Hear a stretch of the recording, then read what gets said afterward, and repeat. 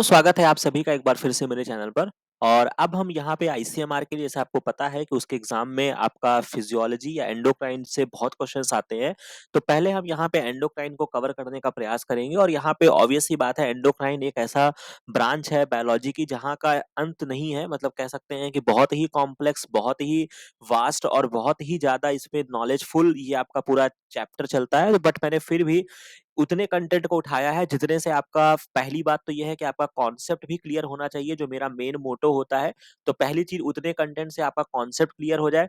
दूसरा चीज है कि मैंने एनसीईआरटी को ज्यादा प्रेफर किया है, क्योंकि क्वेश्चंस वहां से डराइव होते हैं। तो एटलीस्ट आपको एनसीईआरटी के बारे में पता हो। और बाकी भी जो मेरे रिसोर्सेज थे, कुछ और भी बुक्स होती हैं मार्केट में, बहुत सारे बच्चे परेशान रहते हैं, मैंने ऑलरेडी बता दिया है भैया कि एनसीईआरटी है। उसके अलावा आपके बहुत सारे बायोलॉजी की बुक्स आती हैं। अगर आप बड़े लेवल पे जाएंगे, छोटे लेवल पर भी बहुत सारी बुक्स आती हैं, या कोई क्वेश्चन बैंक की बुक होती है, वहां पे भी बहुत अच्छे अच्छे पॉइंट्स दिए होते हैं। जैसे अगर मैं बात करूं, अरिहंत की बुक है या एमटीजी की बुक आती है, तो ये सब चीजें हैं बेटा।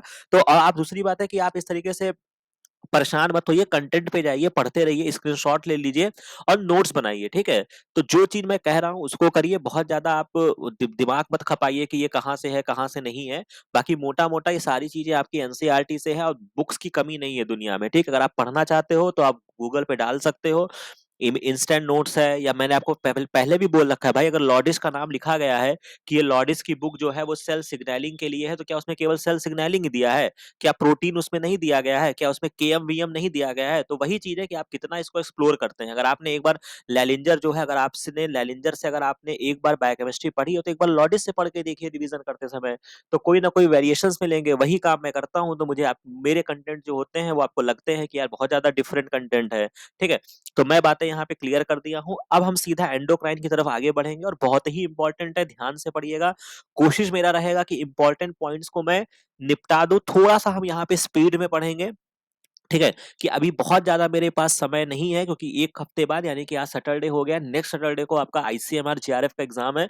तो मेरा प्रयास इतना रहेगा कि मैं आपको ज्यादा से ज्यादा दे सकूं ज्ञान, ठीक है। तो अभी आप थोड़ा सा स्पीड मेंटेन रखिएगा और ध्यान से सारे कंटेंट को समझते जाइएगा।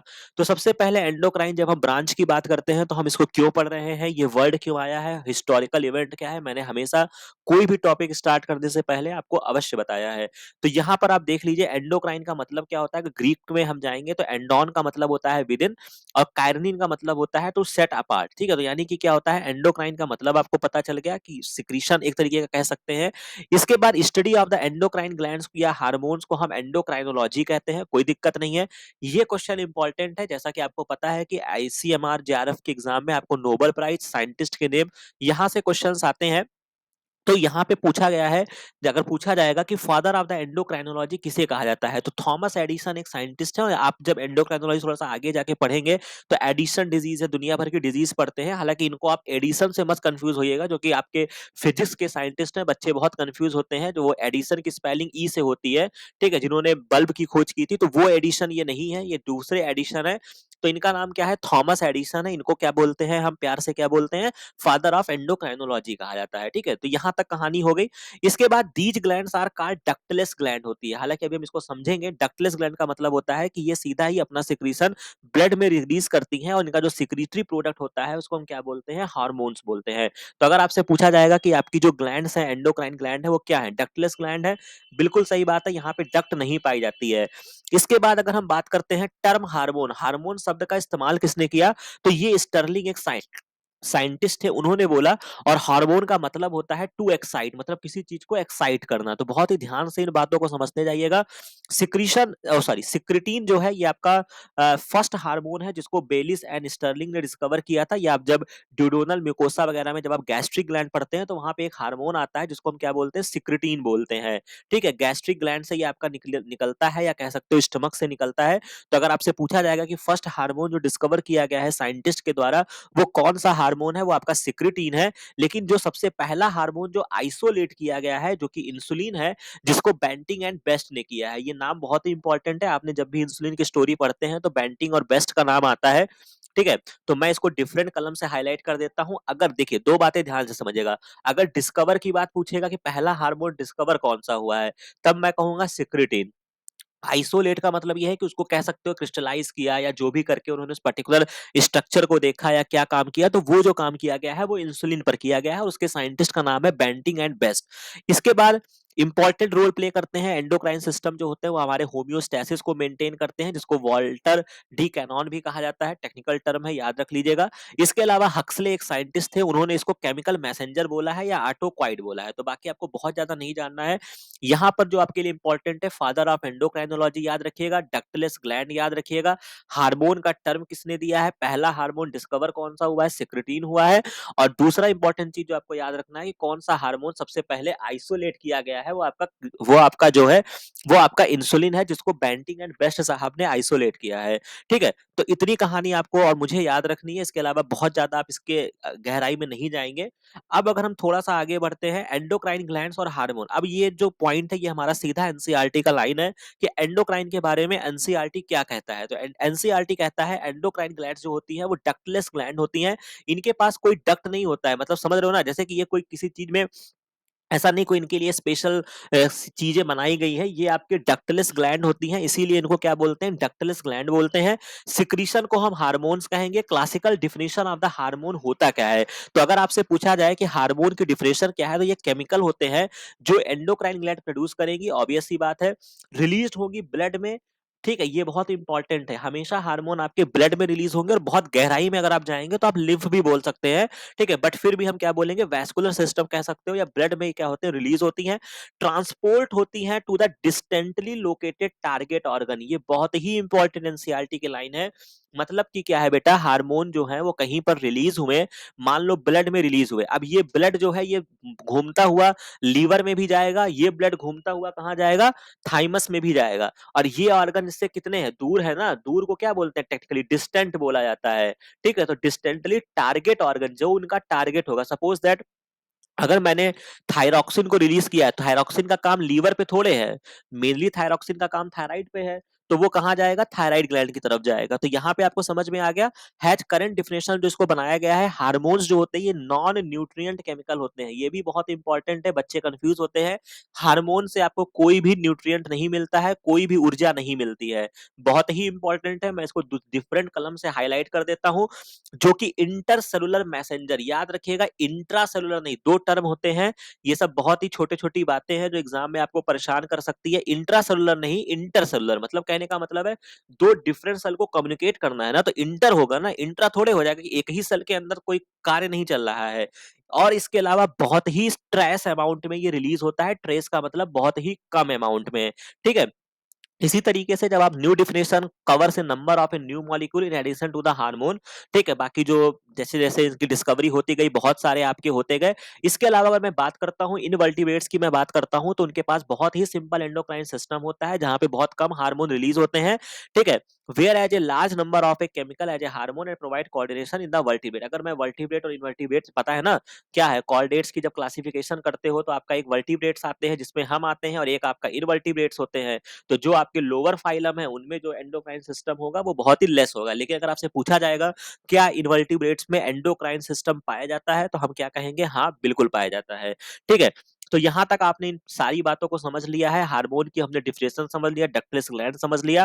ठीक है, अब अगर हम थोड़ा सा आगे बढ़ेंगे और इसको और भी अच्छे से अगर हम समझना चाहें, तो जैसा कि आप, अगर मैं ह्यूमन एंडोक्राइन सिस्टम जो कि एनसीईआरटी का ये फिगर मैंने लगाया हुआ है, अब आप देख लीजिए यहाँ पे कि सबसे पहले कौन कौन सी ग्लैंड है, कहाँ कहाँ उनका लोकेशन है। जैसे आपकी एक हाइपोथैलेमस होता है, ये आपका ब्रेन का पार्ट होता है, बट ये आपका एज अ एंडोक्राइन ग्लैंड के तरीके काम करता है, और एक तरीके से एक कनेक्टिंग लिंक होता है एंडोक्राइन और न्यूरोक्राइन का। तो ऐसे क्वेश्चंस भी आएंगे तो आप इसको कर लीजिएगा। इसी के पास में आपकी एक पीनियल ग्लैंड होती है, पिट्यूटरी आपकी यहाँ पे होती है, वैसे कभी फिगर बना के नहीं पूछेगा, बट अगर कभी फिगर बना के पूछेगा तो ब्रेन में थोड़ा सा, जैसे पिट्यूटरी में आपको ट्री वर्ड का आ रहा होगा, पेड़। ठीक है, तो जो पेड़ जैसा आपको लंबा सा दिख रहा होगा वही आपका क्या है, पिट्यूटरी है, वैसे फिगर नहीं आएगा आपके लेवल पे। इसके बाद जब आप वोकल कॉर्ड की तरफ आएंगे तो यहाँ पे आपको थायराइड और पीटीएस देखने को मिलेगा। थाइमस आपको अपने हार्ट के पास देखने को मिलेगा, लोकेशन याद रखिएगा, चेस्ट के पास थाइमस होता है। इसके बाद पैनक्रियाज आपका बहुत ही इंपॉर्टेंट है, जो मैंने ऑलरेडी कवर कर रखा है, बट फिर भी मैं आपको एंडोक्राइन में इसको पैनक्रियाज वापस से पढ़ाऊंगा। इसी के पास में आपका एड्रिनल ग्लैंड होता है, जिसको हम क्या बोलते हैं, इमरजेंसी हार्मोन आपका सिक्रीट करता है। इसके अलावा जो आपके सेक्सुअल ऑर्गन्स होते हैं, जिसमें आपका टेस्टिस आता है, ओवरी आता है, तो ये भी आपके एज अ एंडोक्राइन ग्लैंड के तरीके काम करते हैं। तो ओवरी जो होती है फीमेल में होती है, टेस्टिस जो होता है वो मेल में होता है। कहानी समझ में आ गई? अब यहाँ पे हम पढ़ लेते हैं कि यहाँ पे क्या लिखा गया है ह्यूमन एंडोक्राइन सिस्टम के बारे में। तो प्रोड्यूसिंग डिफ्यूज करते हैं टिश्यू या cell located in a different part में जाएंगे। पिट्यूटरी, पीनियल, थाइमस, ये सब चीजों को हमने देख लिया। इसके अलावा और क्या क्या हार्मो और कौन से एंडोक्राइन ग्लैंड होते हैं, जैसे जीआईटी, गैस्ट्रोइंटेस्टाइनल ट्रैक्ट। जब भी अभी हमने आपको क्या बताया, सिक्रिटीन क्या था? सिक्रिटीन जो था वो आपका फर्स्ट डिस्कवर्ड हार्मोन है, तो यानी कि वो किसी ग्लैंड से निकल रहा होगा। तो यानी कि जो आपकी जीआई ट्रैक होती हैं, गैस्ट्रोइंटेस्टाइनल ट्रैक होती हैं, वो भी आपकी किस तरीके से काम करती हैं? आपकी तरीके से एंडोक्राइन ग्लैंड की तरीके से कार्य करती हैं। लीवर बहुत ही इंपॉर्टेंट है, किडनी बहुत इंपॉर्टेंट है, यहाँ से आपका बहुत सारे एरिथ्रोपोइटिन, ये सारी चीजें रिलीज होती हैं जो ब्लड के फॉर्मेशन में भी इन्वॉल्व है। हार्ट, ये भी बहुत इंपॉर्टेंट है। बच्चे सोचते हैं कि हार्ट जो होता है वो केवल ब्लड पंप करने के लिए है, ऐसा नहीं है। हार्ट से भी हार्मोन्स रिलीज होता है, ठीक है। तो यहाँ तक मैंने चीजों को हाईलाइट कर दिया है। इसके बाद हम इन चीजों को आगे नेक्स्ट पार्ट में पढ़ेंगे। तो यहाँ से जो आपको सीख कर जाना है, अगर मैं सिंपली बताना चाहूँ तो यहाँ पे जो आपको ध्यान रखना है, थाइमस जो है वो मेरा हार्ट के पास में है, ठीक है। पिट्यूटरी हो गया, हाइपोथैलेमस हो गया, एड्रिनल हो गया, और हार्ट याद रखिएगा कि हार्ट से भी मेरा हार्मोन जो होता है वो मेरा रिलीज होता है, ठीक है। इस पार्ट को हमने समझ लिया। अब एक जगह का मैंने और कंटेंट उठाया है, इसको भी बहुत ही शॉर्ट में समझ लेते हैं। एंडो का मतलब होता है विद इन, क्राइनिन का मतलब होता है सिक्रीट करना, इसीलिए एंडोक्राइन सिस्टम को हम क्या बोलते हैं? सिस्टम ऑफ आइसोलेटेड ग्लैंड होता है जो कुछ केमिकल सिक्रीट करते हैं, जिनको हम हार्मोन्स बोलते हैं। और जैसा कि मैंने आपको बोला, ये आपका ब्लड में जाएगा या लिम्फ में जाएगा, ठीक है।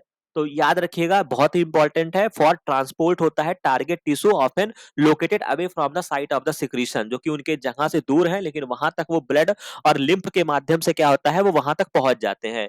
इसके बाद क्या होता है, endocrine system comprises endocrine gland होती है, जिनको हम डक्टलेस ग्लैंड कहते हैं, इनके पास कोई डक्ट नहीं होती है।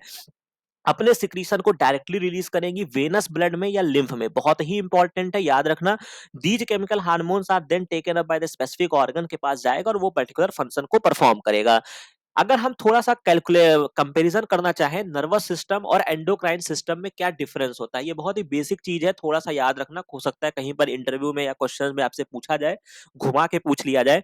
तो एंडोक्राइन सिस्टम जो होता है वो आपका स्लो प्रोसेस होता है। नर्वस सिस्टम जो होता है वो आपका बहुत ही कोऑर्डिनेशन और रेगुलेशन के लिए होता है, तो आपका बहुत ही फास्ट प्रोसेस होता है, ठीक है। ठीक है। अब याद रखना, क्योंकि भाई ऑब्वियस सी बात है ना, नर्वस सिस्टम में आपका ब्रेन है, बहुत सारे आपके रिफ्लेक्स एक्शन है, दुनिया भर की चीजें हैं। तो वो जो प्रोसेस होता है वो बहुत ही फास्ट होता है, लेकिन बहुत ही स्लो टाइम के लिए होता है, लॉन्ग लास्टिंग नहीं होता। उसका इफेक्ट आएगा, खत्म हो जाएगा। रिफ्लेक्स एक्शन में मान लीजिए आपने छिपकली को देखा, आपने रिफ्लेक्स एक्शन किया तो वो आपका सडन रिस्पॉन्स हुआ, 2-4 सेकंड तक आपका रहा, फिर आप बैक टू नॉर्मल आ जाओगे, ठीक है। यहां तक कहानी हो गई। बिकॉज हार्मोन्स जो होते हैं वो सिक्रीटेड बाय द ग्लैंड होते हैं, पोर्ड इन द ब्लड होते हैं, फिर उसके बाद इनको ट्रांसपोर्ट होना होता है। तो इसीलिए इसमें बहुत ही समय लगता है, तो ये कोई बहुत फास्ट प्रोसेस नहीं है। एंडोक्राइन सिस्टम में टेक टाइम लगता है, बट इनका जो इफेक्ट होता है और एक्शन होता है वो लॉन्ग लास्टिंग होता है, बहुत ही इंपॉर्टेंट होता है, मोर वैरिड होता है, influencing all component of metabolism, growth and differentiation को क्या करते हैं, रेगुलेट करते हैं। बस सिंपल सी कहानी आपको याद रखना है। नर्वस सिस्टम जब आपने पढ़ा होगा तो आपने इसको बेसिक तो आपको पता ही होगा, नर्वस सिस्टम में आपके इंपल्स जनरेट होते हैं। यहाँ पे ऐसा कुछ नहीं है, यहाँ पे हार्मोन्स का लोचा होता है।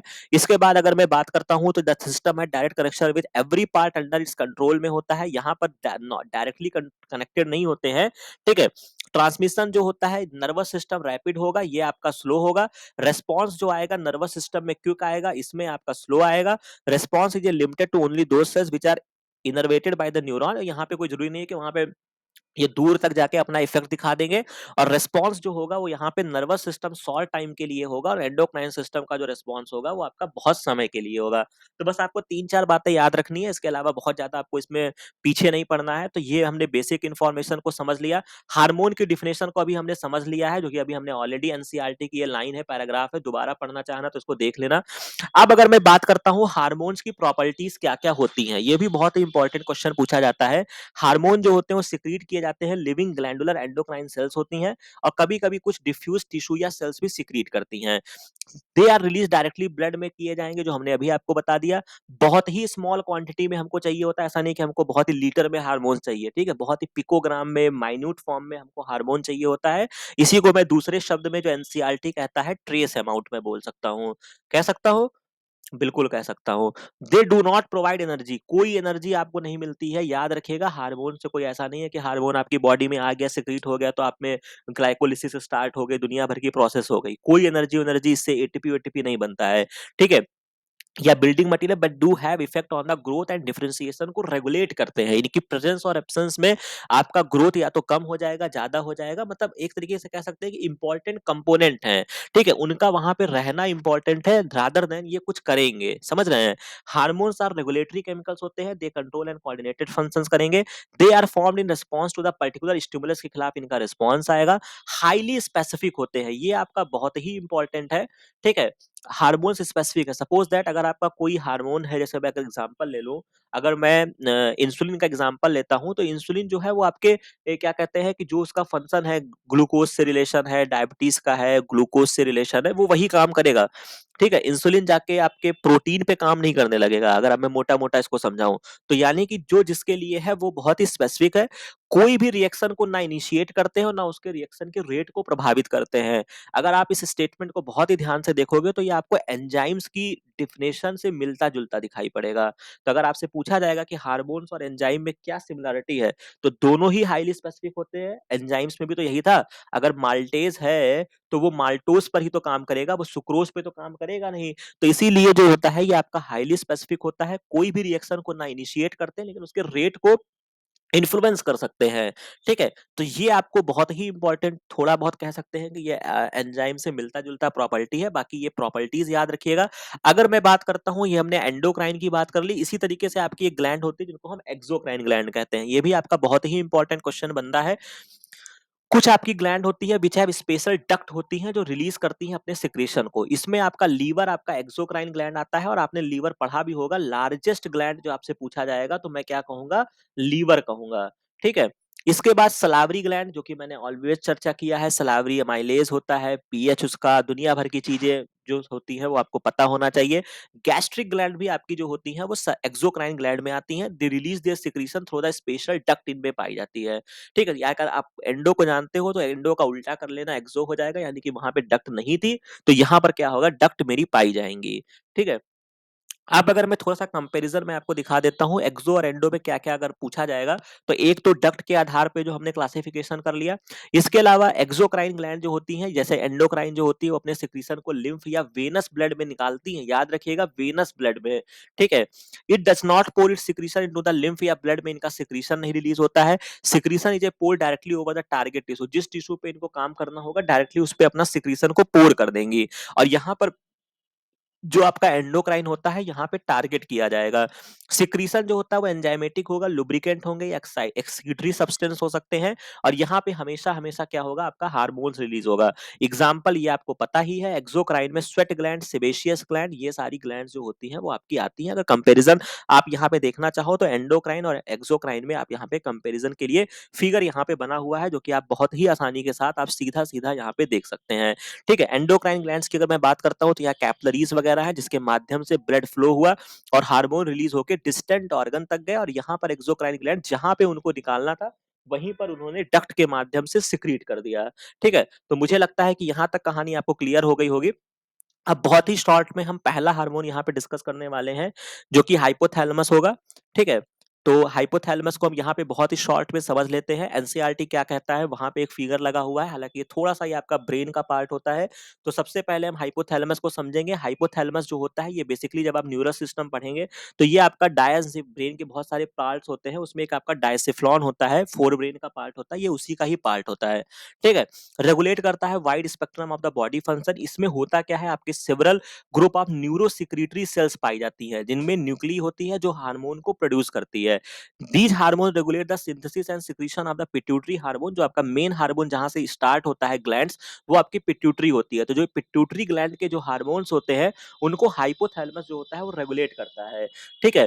However the hormone produce by the hypothalamus are of दो टाइप के होते हैं, या तो ये रिलीजिंग होते हैं या तो ये इनहिबिटिंग होते हैं। मतलब कुल मिला के जो पिट्यूटरी के जो हार्मोन्स होते हैं, या तो उनको वो स्टिमुलेट करेंगे और या तो वो उनको क्या करेंगे? इनहिबिट करेंगे। फॉर एग्जांपल, जैसे अगर आप एक मैं हाइपोथैलेमिक का अगर मैं हार्मोन का नाम बताऊं, जो कि आपका गोनाडोट्रोपिन रिलीजिंग हार्मोन है, जो स्टिमुलेट करता है पिट्यूटरी को कि सिंथेसिस करे गोनाडोट्रोपिन को। इसी तरीके से दूसरा हार्मोन जो है सोमैटोस्टैटिन है फ्रॉम द हाइपोथैलेमस। क्या करता है, याद रखिएगा, सोमैटोस्टैटिन बहुत ही इंपॉर्टेंट है, जो इनहिबिट करेगा release of the growth hormone from the pituitary gland. समझ में आ रही है बात। इसके बाद these hormone originating in the hypothalamic neurons, इसका स्ट्रक्चर जब आप पढ़ेंगे ये आप देख सकते हैं हाइपोथैलेमिक न्यूरॉन्स में।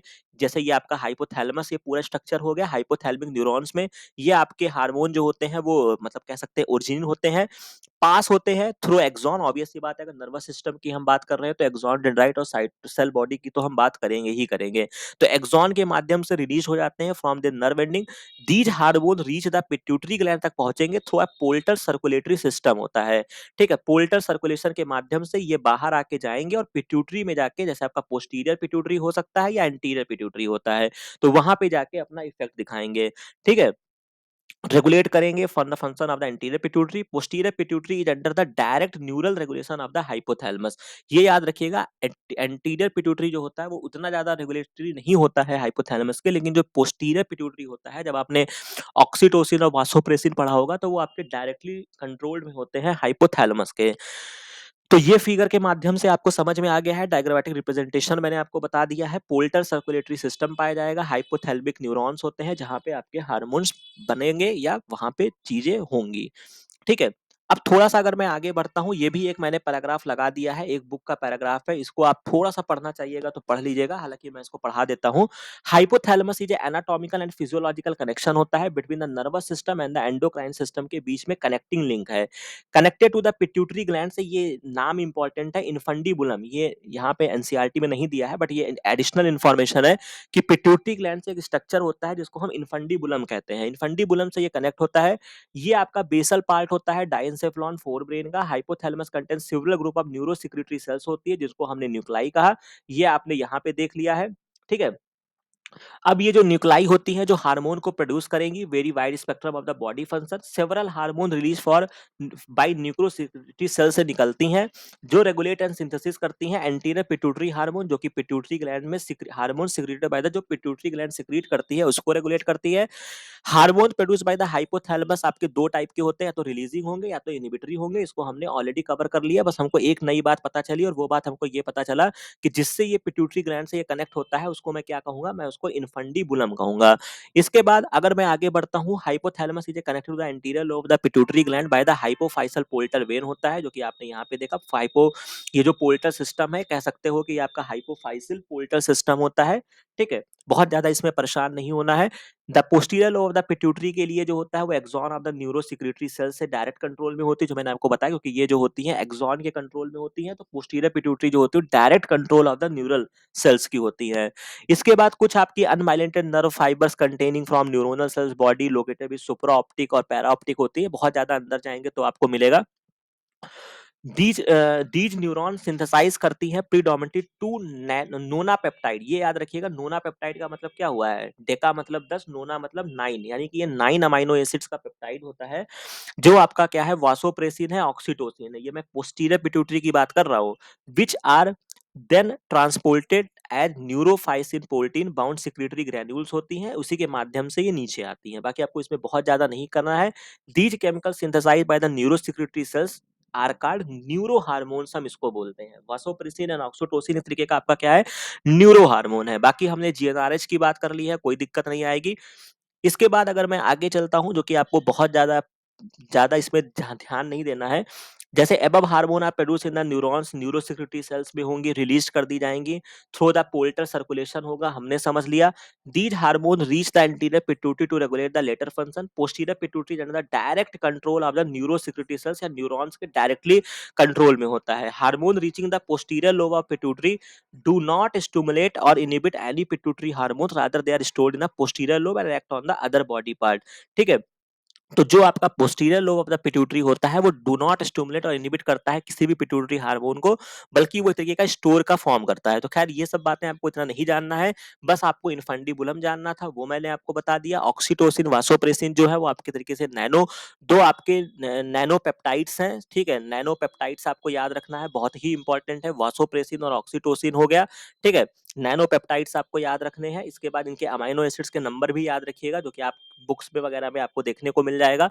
इसके बाद हाइपोथैलेमस जो होता है, चूंकि ये आपका ब्रेन का पार्ट है और एक तरीके से एंडोक्राइन ग्लैंड को रेगुलेट कर रहा है, तो इसीलिए इसको क्या बोलते हैं, master of master endocrine gland कहा जाता है। ठीक है, तो कोई समस्या नहीं आएगी अगर मुझसे पूछेगा कि master of master endocrine gland किसे कहते हैं, तो हम उसको हाइपोथैलेमस को कहते हैं। बाकी ये आपके रिलीजिंग हार्मोन्स कौन कौन से हैं, ये उनके चार्ट लगे हैं और उनका क्या क्या रोल है वो आपको लगा हुआ है, जो कि आपके हार्मोन हाइपोथैलेमस से रिलीज होते हैं। जैसे थायरोट्रोपिन रिलीजिंग हार्मोन है, तो ये थायरोट्रोपिन के सिंथेसिस स्टिमुलेट करेगा। ग्रोथ वाला मैंने पढ़ लिया, सोमैटोस्टैटिन पढ़ लिया। ठीक है, गोनाडोट्रोपिन वाला हो गया। तो इस तरीके से ये आपके सारे हार्मोन्स का लिस्ट दिया है, इसको देख लीजिएगा। बाकी नेक्स्ट पार्ट में हम पिट्यूटरी ग्लैंड्स को पढ़ेंगे, तो यहाँ तक कहानी आपको समझ में आई होगी। ठीक है, बहुत ज्यादा अगर आपको नहीं समझ में आया है बेटा, तो केवल और केवल इतना याद रखना, हाइपोथैलेमस एक ब्रेन का पार्ट है, फोर ब्रेन का पार्ट है, डायंसेफ्लॉन है, मैं आपको हाईलाइट करा देता हूँ। ठीक है, समय कम है, कार्य ज्यादा है, तो अभी बहुत ज्यादा अंदर जाके भी हम नहीं आपको बता सकते हैं। तो हाइपोथैलेमस जो है फोर ब्रेन का पार्ट है, ये याद रखिएगा। सिक्रीटरी और नॉन सिक्रीटरी यहाँ पे कुछ आपके सेल्स होती हैं, थोड़ा सा इसका लिंक जो होता है वो न्यूरॉन से होता है। एंटीरियर पिट्यूटरी और पोस्टीरियर पिट्यूटरी से ये पोल्टर सर्कुलेशन सिस्टम होता है, जिसको हम मैं हाइपोफाइसिल पोल्टर वेन कहता हूँ। न्यूरॉन्स में आपकी कुछ सेल्स होती हैं जो आपकी हार्मोन्स को प्रोड्यूस करती हैं। बाकी जो आपकी दो आपकी नैनोपेप्टाइड्स है, वो आपकी वासोप्रेसिन और ऑक्सीटोसिन हो गया, इनफंडिबुलम से ये आपका कनेक्ट होता है। बाकी जो पोस्टीरियर पिट्यूटरी होता है वो आपके डायरेक्ट कंट्रोल में होता है हाइपोथैलेमस के, और हाइपोथैलेमस को मैं क्या बोलूंगा, master of master endocrine gland कहूंगा। तो मुझे लगता है कि यहाँ तक एक अच्छे से आपको समझ में आ गया होगा, तो इसको अच्छे से रिवाइज करिएगा। नेक्स्ट पार्ट में हम क्या देखेंगे, हम यहाँ पे पिट्यूटरी ग्लैंड को समझेंगे। बाकी मिलते हैं नेक्स्ट वीडियो में नेक्स्ट इन्फॉर्मेशन के साथ। Thank you very much.